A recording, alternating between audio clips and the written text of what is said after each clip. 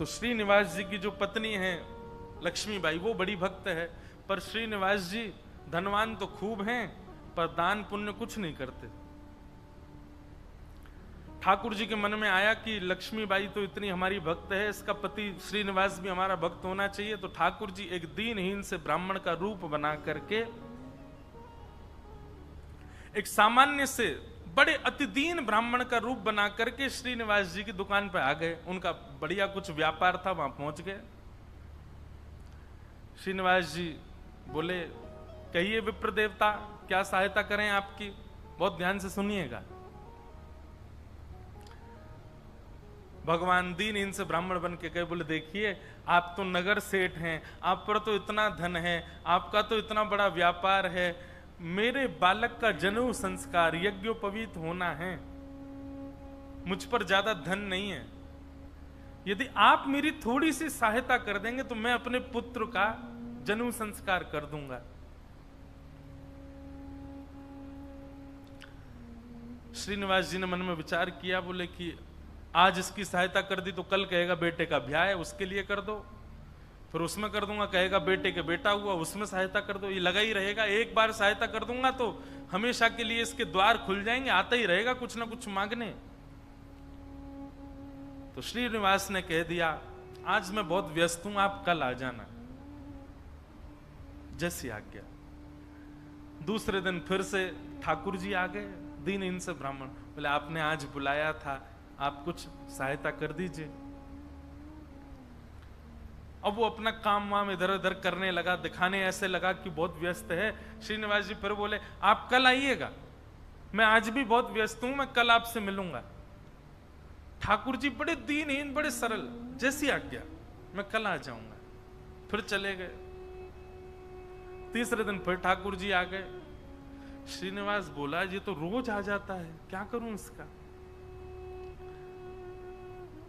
श्रीनिवास जी ने बाहर कुछ 2-3 बालक बैठा दिए, बोले जैसे ही ये ब्राह्मण आता देखे मुझे बता देना, मैं कहीं भाग जाऊंगा, मैं मिलूंगा ही नहीं इसको।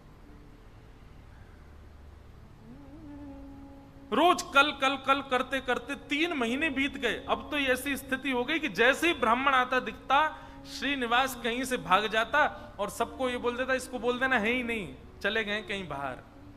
कब आएंगे? बोले 2 महीना बाद आएंगे। 2 महीना की तो छुट्टी मिले। ठाकुर जी बोले, मैं 2 महीना प्रतीक्षा कर लूंगा, 2 महीने बाद आ जाऊंगा। और ठीक उस तिथि के 2 महीना बाद ठाकुर जी फिर आ गए।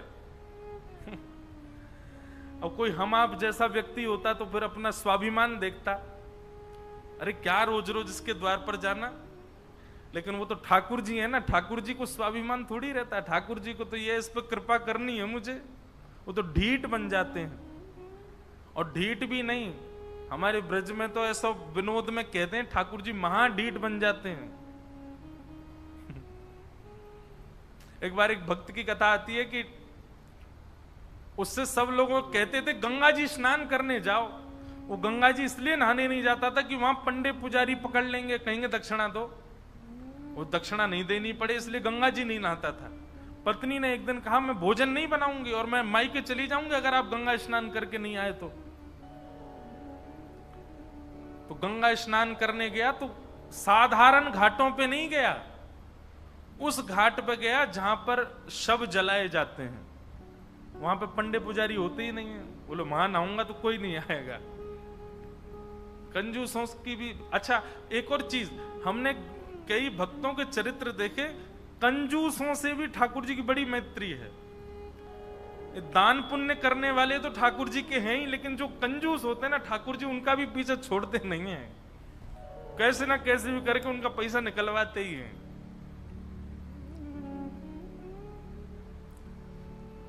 ये किसी अन्य भक्त की कथा है कि वो फिर मरघटा में गया, शमशान के घाट पर जाकर के जैसे ही डुबकी लगाई और डुबकी निकाल लगा के बाहर आया तो ब्राह्मण का वेश धारण करके ठाकुर जी आ गए। आइए आइए यजमान, जय हो, बड़े दिनान में देखो। बोले तुम यहां भी आ गए? बोले हम तो सब जगह रहते हैं। लाओ लाओ भैया, आज हमारी सुबह से किसी ने तिलक बिलक नहीं किया, लाओ चलो कुछ दक्षिणा दो। वो कथा बड़ी लंबी है, बड़ी प्रसिद्ध भी है। उसने कहा घर आ जाना, तो ठाकुर जी घर पहुंच गए। पत्नी ने कहा बाहर ब्राह्मण खड़ा है, उसको दक्षिणा देनी है। कंजूस व्यक्ति बोले उनसे कह दो आज बीमार हैं, कल आ जाएगा। पत्नी ने जाके कह दिया, बोले हमारे पतिदेव तो बीमार हैं। बोले यजमान बीमार हो गया, मैं तो यहीं बैठ करके उसका अनुष्ठान करूंगा, जब तक ठीक नहीं हो जाएगा अनुष्ठान करता रहूंगा मैं। ठाकुर जी भारी जपमाला लेकर के बैठ गए। पत्नी ने अंदर जाके बताया, बोले वो तो बाहर अनुष्ठान कर रहे हैं, तुम ठीक हो जाओ तब जाएंगे। मन में विचार करने लगा, बोले जाएगा नहीं, सुनो बाहर जाके उसको कह दो पतिदेव तो पधार गए, भगवत धाम चले गए। पत्नी बोली 1 रुपया ही तो देना है, दे दो जाके। बोले क्यों दे दो, तुमको क्या पता कितनी मेहनत से कमाया जाता है, मना कर दो, कह दो पधार गए वो तो। पत्नी बेचारी थोड़ी रोती रोती सी गई, बोले आप अब चले जाओ, पतिदेव तो पधार गए। ठाकुर जी बाहर ब्राह्मण बन के बैठे। ठाकुर जी बोले मेरे यजमान पधार गए, अंतिम संस्कार मैं करा के जाऊंगा, मेरे यजमान है, उनकी शव यात्रा में जाऊंगा, उनकी अर्थी मैं बनवाऊंगा, चिता में लकड़ियां मैं लगवाऊंगा, अपने हाथ से अपने हाथ से एक एक लकड़ी रखवाऊंगा, और मैं वेद मंत्र बोलूंगा, मेरे मंत्रों के उच्चारण से उनके अग्नि संस्कार होगा। मुझे नहीं चाहिए दक्षिणा, आप मत देना मुझको, अब मैं मुफ्त में उनका संस्कार करा के जाऊंगा। पत्नी दौड़ी दौड़ी गई, बोले 1 रुपया निकाल के दे दो, वो तो संस्कार कराने को तैयार है तुम्हारे।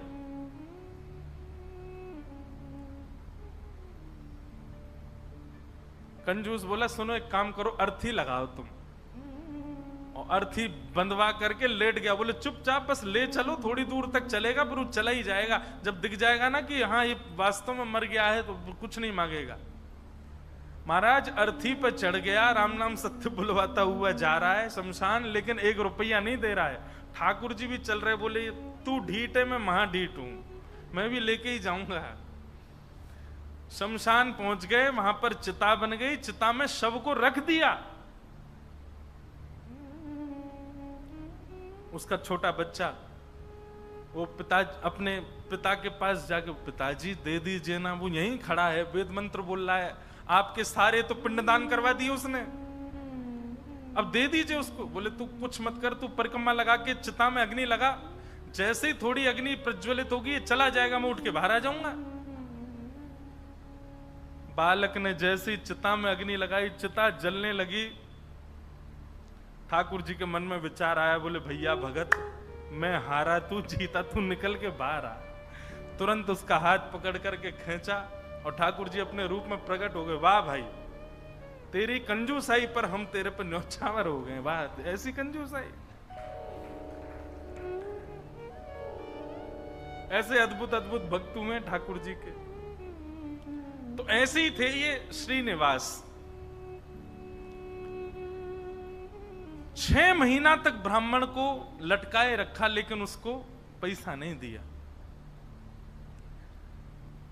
लेकिन रोज आकर के बैठ जाएं, ठाकुर जी तो बोले मेरे बेटे का यज्ञोपवीत होना है, कुछ दे दीजिए। श्रीनिवास ने कहा इससे बचने का कोई और उपाय ढूंढना पड़ेगा, और उसने क्या किया, खोटे सिक्के जो कहीं नहीं चलते, खोटे सिक्के, पुराने सिक्के जो जिनका कहीं अस्तित्व नहीं है, जिनको कोई लेता तक नहीं है, उनकी 2 थैलियां बना करके, 2 पोटलियां बना करके रखी, और आज जैसे ही भगवान आए तो दोनों पोटलियां उनके हाथ में थमा दी। बोले ये लो पैसा, तुमने मांगा मैंने दिया, अब कल से मत आना यहां पर। ठाकुर जी तो सब जानते हैं, अंतर्यामी। भगवान ने जैसे ही देखा, कहा बोले ये तो खोटे सिक्के हैं, ये तो कहीं चलेंगे ही नहीं, इनका तो कोई प्रयोग ही नहीं होगा। बोले देखो बात हुई थी धन देने की, धन मैंने दे दिया, अब खोटा दूं अच्छा दूं ये मेरे ऊपर है। तुम मंगता हो, मैं दानी हूं, मैं चाहे जो दूं, तुम मना नहीं कर सकते, लेके जाओ इनको। ठाकुर जी बोले कृपा तो इस पर मुझे करनी है, चाहे जो हो जाए। ठाकुर जी चुपचाप श्रीनिवास के घर पहुंच गए, और घर जाकर के उनको पता था कि पत्नी परम भक्ता है, उसके आगे जाकर के ठाकुर जी तो रोने लगे और रोते रोते बोले 6 महीना से श्रीनिवास जी मुझको रोज बोल देते हैं कल आओ कल आओ कल आओ, और 6 महीना बाद आज मुझको ये फूटी हुई कौड़ियां दे दी हैं, खोटे सिक्के दे दिए, कहीं नहीं चलेंगे, मैं अपने पुत्र का कैसे करूं यज्ञोपवीत संस्कार। वो तो परम भक्ता थी, उसका हृदय तो इतना द्रवित हो गया, इतनी व्याकुल हो गई, क्या करूं, मेरे द्वार पर ब्राह्मण देवता मांगने के लिए आए हैं और 6 महीना से परेशान ब्राह्मण देवता हैं। तुरंत दौड़ करके भीतर गई और अपनी अलमारी के अंदर से उनके पिता ने एक सुंदर नासिका में पहनने वाला एक क्या बोलते हैं उसको, नथनी, वो नथनी उनको दी थी, जिसकी कीमत हजारों लाखों में थी उस समय पर। मतलब कि अगर उसको बेच दिया जाए तो खूब सारा धन लिया जा सकता था, इतनी महंगी। अंदर तिजोरी के अंदर वो छुपा करके रखी थी श्रीनिवास ने ही। तुरंत वो तिजोरी से निकाल करके और अपनी जो नथनी थी ब्राह्मण देवता को प्रदान कर दी। बोले आप इसको ले जाइए और आप अपने पुत्र का बड़े प्रेम से आनंद से यज्ञोपवीत संस्कार करो। ठाकुर जी तो बड़े प्रसन्न हो गए। ठाकुर जी उस नथनी को लेकर के सीधे श्रीनिवास की दुकान पे ही गए और दुकान पे जाके बोले देखो आपने तो खोटे सिक्के दिए, उनसे तो कोई काम बन नहीं रहा, अब मुझे एक दानी ने एक स्वर्ण की सामग्री दी है, आप उसको गिरवी रख करके मुझे 100 सोने की मोहर दे दो। श्रीनिवास बोला दिखाओ क्या दिया है। तो जैसे ही वो नथनी दी, वो नथनी तो देखते ही वो समझ गया ये तो मेरी पत्नी की है।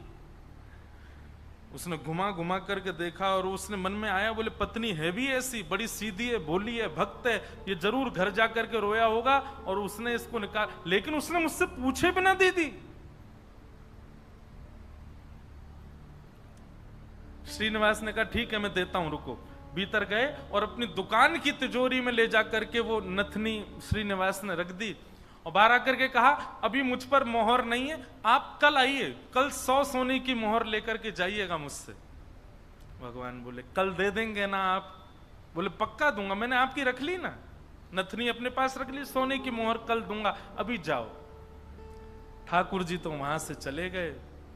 श्रीनिवास क्रोध में तिलमिलाता हुआ, आंखें लाल पड़ी, चेहरे का ताम्रवर्ण हो गया, घर पहुंचा अपने। घर में जाती चिल्लाने लगा कहां हो, बाहर आओ निकल करके। पत्नी दौड़ी दौड़ी आई, क्या हुआ क्या हुआ? बोले सुनो, तुम्हारे पिता ने जो तुमको नथनी प्रदान की थी बड़ी बहुमूल्य, उसमें बहुत सारे रत्न लगे हैं, बहुत सुंदर एक हीरा लगा, जरा लेके तो आना, मुझे देखनी है वो। अब पत्नी घबराने लगी, बोले वो तो मैंने ब्राह्मण को दे दी और श्रीनिवास अपनी तिजोरी में रख करके आए थे। इधर उधर घूमने लगा और बार बार पूछे कहां है नथनी, जल्दी लेकर के आओ। पत्नी घबरावे, थोड़ी देर में बोला यदि तुम लेकर के नहीं आई तो तुमको जीवित गाड़ दूंगा मैं, तुम्हारी मृत्यु कर दूंगा मैं, जल्दी लेकर के आओ, भीतर जाओ। श्रीनिवास का क्रोध देख करके जो लक्ष्मीबाई उनकी पत्नी थी वो कक्ष के भीतर गई, अंदर से किवाड़ लगा करके खूब रुदन करने लगी, स्मरण करने लगी, हे जगतनाथ, हे प्राणनाथ, मैंने अपराध किया है कि मैंने अपने पति से बिना पूछे घर की सामग्री किसी को दे दी, पर वो किसी दरिद्र व्यक्ति को तो नहीं दी, किसी गलत स्थान पर तो नहीं दी। एक ब्राह्मण बेचारा केवल अपने परिवार का पालन करने के लिए कुछ मांग रहा है, 6 महीने से परेशान था, उसको यदि मैंने दी, इसमें भी आपकी सेवा का भाव रखा मैंने, क्योंकि मैंने सुना है कि ब्राह्मण आपके मुख हैं, कोई ब्राह्मणों की सेवा करता है तो वो आपके मुख की सेवा के समान होता है। मुझसे अपराध तो हो गया है नाथ, लेकिन मैंने तो आपकी सेवा के लिए किया है। मेरे प्राण तो आज निकल जाएंगे, पति मुझे मेरे जीवित छोड़ेंगे नहीं, लेकिन मैं उनके हाथों मर कर के उन पर दोष लगे ऐसा नहीं करूंगी, मैं स्वयं अपने प्राण त्याग दूंगी। और उन्होंने तभी वहां कक्ष में कुछ ऐसी सामग्री थी, उससे विष लेकर के एक कटोरी में और पीना चाहा, और अंत समय में बस एक भावना रखी, हे मेरे ठाकुर जी, केवल आप उस ब्राह्मण को सुरक्षित रखिएगा, उसके परिवार को सुरक्षित रखिएगा, कहीं ये लड़ते झगड़ते उसके ऊपर आक्षेप ना डाल दें, उसके ऊपर कोई कष्ट ना दे दें, उसके बालक का अच्छे से यज्ञोपवीत संस्कार हो जाए। मेरी बस यही प्रार्थना है। मैं प्राण इसलिए नहीं त्याग रही हूं कि मेरे साथ कुछ गलत हुआ, कुछ अन्याय हुआ, मैं प्राण इसलिए त्याग रही हूं नाथ कि कहीं मेरे पति के ऊपर कोई आक्षेप ना लगा दे, और आप नाथ कृपा करना, मेरे तो प्राण निकल जाएंगे पर मेरे जीवन की शेष भक्ति जो है वो मेरे पति के जीवन में आ जाए। ऐसा कहते ही जैसे ही विष मुख के पास लेकर के पान करने लगी लक्ष्मीबाई, तभी एक खनक जैसी हुई, एक आवाज जैसी आई, नेत्र खोल करके देखा तो जो नथनी थी उनकी वही ऊपर से गिरी है उस विष की भरी हुई कटोरी में। नेत्र खोल करके देखा तो ये तो वही नथनी है, ये तो मेरी नथनी है, ये यहां कैसे आ गई? ठाकुर जी को बार बार धन्यवाद कहने लगी।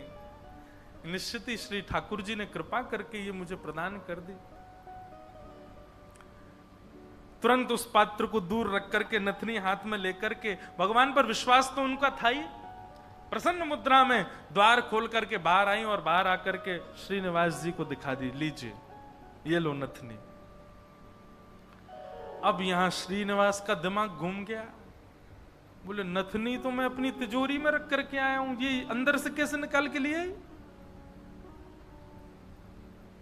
उसने नथनी पकड़ी, बोले ये तुम्हारी है ना? बोले हाँ मेरी है, देखिए ना वही हीरा है, वही रत्न है, वही स्वर्ण है। श्रीनिवास बोला हाँ है तो वही। वो कुछ नहीं, बात ही नहीं करी, नथनी लेकर के सीधा अपनी दुकान पर गया और दुकान पर जाकर के तिजोरी जो कि यथावत जैसी ताला आदि लगा के गया, जनेऊ में चाबी फंसा रखी थी, चाबी निकाल करके जैसे ही तिजोरी खोली और तिजोरी खोल करके भीतर देखा तो जिस तिजोरी में नथनी रखी थी वो वहां थी ही नहीं। श्रीनिवास तो व्याकुल हो गया, बोले ये कैसे संभव हो सकता है? वो तो घर गया, घर जाकर के पत्नी से कहने लगा, बोले मुझे सब सत्य बताओ, मुझे पता है कि ये नथनी अंदर नहीं थी, लेकिन मुझे सत्य जानना है कि ये अंदर आई कैसे। मैं तुम्हारे हाथ जोड़ता हूं, मुझे सत्य बताना। तब पत्नी ने सारा वृत्तांत बताया। बोले एक ब्राह्मण 6 महीने से आपकी दुकान के चक्कर लगा रहे थे, आपने उनको कुछ नहीं दिया, वही मेरे पास आए तो मुझे कुछ नहीं मिला तो मैंने वो नथ उनको प्रदान कर दी, बस मैंने उनको प्रदान की थी। अब आपको कैसे इसका पता चला ये नहीं। तो फिर आगे श्रीनिवास ने बताया, बोलो ब्राह्मण मेरे पास आए और मेरे पास आके नथनी को उन्होंने गिरवी रखा, 100 सोने की मोहर मांगी थी, मैंने कल आने के लिए उनको कहा, मैंने तिजोरी में रखी, लेकिन तुम्हारे पास कैसे आई अंदर? पत्नी ने बताया, बोले जब आप बहुत क्रोध करने लगे तो भीतर जाकर के मैं विष पान करने की योजना बना रही थी, और जैसे ही मैंने विष अपने मुख से लगाया तभी खनक करके आवाज आई और जिस पात्र में विष था उसमें नथनी अपने आप आकर के गिर पड़ी। ये बात सुनते ही श्रीनिवास रुदन करने लगे, रोने लगे, और रुदन करते करते उनको वो बार बार ब्राह्मण की छवि दिखाई देने लगी और बार बार उसकी छवि में ठाकुर जी का रूप दिखने लगा। वो स्मृति आने लगी कि जब मैं कह देता था कल आ जाना तो बेचारे ऐसे हाथ जोड़ करके, ठीक है बाबूजी मैं कल आ जाऊंगा, पर कल आप दे देंगे ना मेरे पुत्र का यज्ञोपवीत होना है। ये सारी स्मृति श्रीनिवास के चित्त में उठने लगी और ये विश्वास प्रगाढ़ हो गया कि ये सामान्य ब्राह्मण नहीं थे, साक्षात ठाकुर जी थे। और ये ठाकुर जी अनुग्रह करके मुझसे दान कराने के लिए आ रहे थे। अरे दान क्या कराने आ रहे थे, मेरे आगे हाथ जोड़ करके मांगने के लिए आ रहे थे। मैं जप नहीं करता, तप नहीं करता, संध्या नहीं करता, साधना नहीं करता, और मेरे द्वार पर ठाकुर जी आकर के ऐसे खड़े हो जाते थे भिक्षुक के भांति कि कुछ दे दो। मैंने ठाकुर जी को भिक्षुक बनाया, मैंने ठाकुर जी को प्रतीक्षा करवाई, मैंने ठाकुर जी को टालता रहा। अपनी पत्नी के चरण पकड़ लिए, बोले तुम्हारी भक्ति किस योग्यता है? मैं तो घोर नास्तिक हूं, मैंने तो अपने जीवन में कुछ भी अच्छा नहीं किया। ये तुम्हारी भक्ति का प्रभाव कि ठाकुर जी मुझ पर अनुग्रह करने के लिए आ रहे हैं। मैंने ठाकुर जी को टहलाया, मैंने ठाकुर जी से प्रतीक्षा करवाई, मैंने ठाकुर जी को इतना कष्ट दिया इस संपत्ति के लिए, इस धन के लिए। तुरंत हाथ में जल लेकर के, अक्षत लेकर के, दक्षिणा रख करके अपनी पत्नी से कहा तुम भी हाथ रखो, और दोनों ने हाथ में हाथ रख करके अपनी संपूर्ण संपत्ति, जितनी संपत्ति है, दुकान, मकान, बगान, जो कुछ भी था उनके पास में, सबको संकल्पित करके कृष्णार्पणमस्तु, हम सब ठाकुर जी को अर्पित करते हैं। इस संपत्ति के चक्कर में मैंने ठाकुर जी से प्रतीक्षा करवाई, इस संपत्ति के आगे मैंने ठाकुर जी को इतना कष्ट दिया। और उसी दिन से ही श्रीनिवास की स्थिति ऐसी हो गई कि अपना जितना धन था धीरे धीरे धीरे धीरे करके ब्राह्मणों में, संतों में, वैष्णवों में, अयोग्यों में, गरीब कन्याओं के विवाह में, गरीब बालकों की पढ़ाई में करते करते करते करते एक तो होता है कि इतना खर्च करें कि हमारा घर भी चले, पर नहीं, इसकी तो ऐसी स्थिति हो गई कि अब वो कुछ रखते ही नहीं है अपने पास। अपनी दुकान भी बेच दी, अपनी सारी संपत्ति बेच दी, एक दिन अपना घर भी बेच दिया। परिवार के लोग धीरे धीरे कोसते कोसते दूर होने लगे। अरे क्या बुद्धि हो गई तुम्हारी, सब बेच दिया। सबको ठाकुर जी की सेवा और ठाकुर जी के जनों की सेवा में लगा दिया। एक फूटी कौड़ी भी अपने पास नहीं रखी। बोले कि नहीं, इसकी वजह से मैंने ठाकुर जी को श्रमित कराया, मैं इसको कैसे रख सकता हूं। और सब छोड़ करके, सब त्याग करके पत्नी ने कहा अब हमारे पास कुछ भी नहीं है, रहने के लिए घर भी नहीं है, भोजन करने के लिए अन्न भी नहीं है, पहनने के लिए वस्त्र भी नहीं है, अब हम क्या करें। बोले अब पकड़ो मेरा हाथ, अब हमने सब छोड़ दिया, क्योंकि अब तक सबको अपना माना था, पर अब हमारे नाथ, हमारे स्वामी श्री पंडरीनाथ हैं, श्री विठ्ठल भगवान हैं, चलो उन्हीं की शरण में, चलो उन्हीं के नगर में, वही खिलाएंगे, वही रिलाएंगे, वही सब करेंगे हमारी व्यवस्था।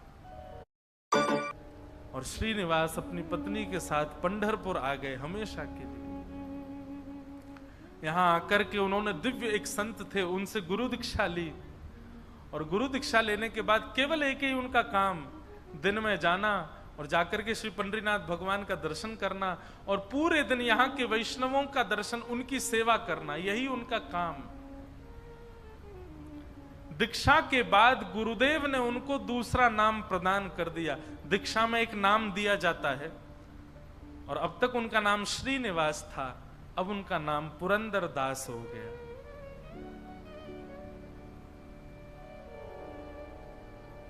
श्री पुरंदर दास चंद्रभागा नदी के तट पर बैठे रहते, दिन भर विठ्ठल विठ्ठल विठ्ठल विठ्ठल विठ्ठल बस चिंतन करते, और उस स्वरूप का ध्यान करते जो ब्राह्मण रोज अपने हाथ फैला करके दुकान पर आता था।